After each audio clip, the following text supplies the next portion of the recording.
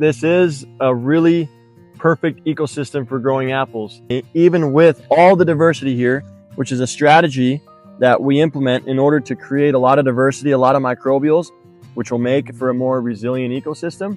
When you have a bad species come up, if you have a thriving, diverse ecosystem, then oftentimes your predator to the bad microbial will just thrive also and take out the bad microbial. So nature really does solve most of your problems when you have a regenerative system.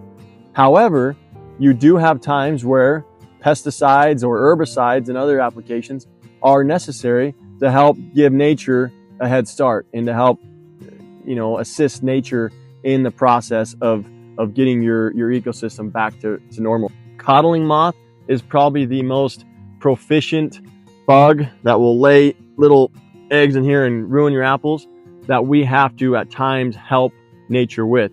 We have an agronomist, he's AC, he's a stud. He will look at those traps and determine if the coddling moth is getting out of control and if we need to give nature a little bit of assistance. And at that point, you will put a little bit of pesticide on that orchard block.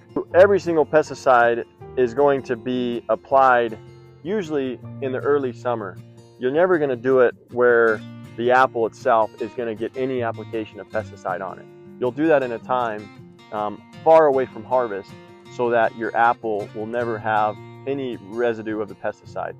Even if it did, that application of the pesticide, it's not going to hurt us. You never have pesticides on your apple because you don't, even if you do have to apply it to the orchard, it's well before you're actually picking apples from that orchard. Now, rest assured, there's never over-application because over-application is expensive. You'll notice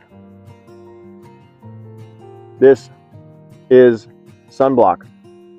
We put this sunblock on so that we can keep the trees and the apples to color a little bit better and to not get sunburned.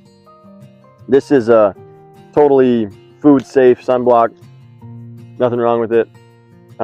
It looks kind of goofy when you're driving down the road, especially on green apples. So like a granny, if you're driving by a granny orchard or golden delicious orchard, it's really going to be highlighted because the sunblock you use on those orchards are going to be even more because you want that green fruit to really get green. You put a little less sunblock on some of these redder apples, but there's ultimately nothing wrong with it. It looks kind of funny, but it really is just protecting the tree and the apple from getting sunburned. I don't wash my produce.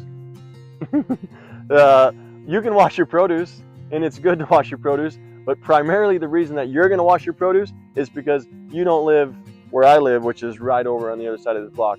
All the microbials in this orchard I'm familiar with, I will be 100% okay with. But the microbials in this orchard, if you live in Seattle, Florida, Texas, you might not be familiar with, so you might consider washing them off before you eat it. I won't.